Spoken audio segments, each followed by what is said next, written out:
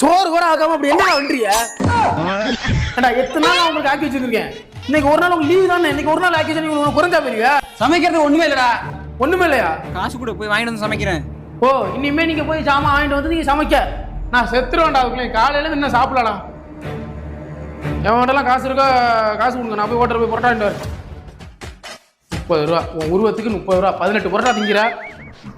என்னடா 20? 100 ரூபா.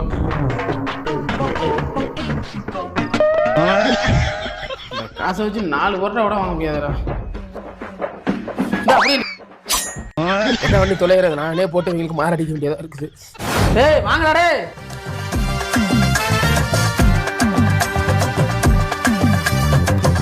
நூல் மாதிரி போட சொன்னா கம்பி மாதிரி போட்டுச்சுக்கான். ஏன்டா பிரிக்க வேண்டியது? அப்படியே உட்காந்துருக்கியா?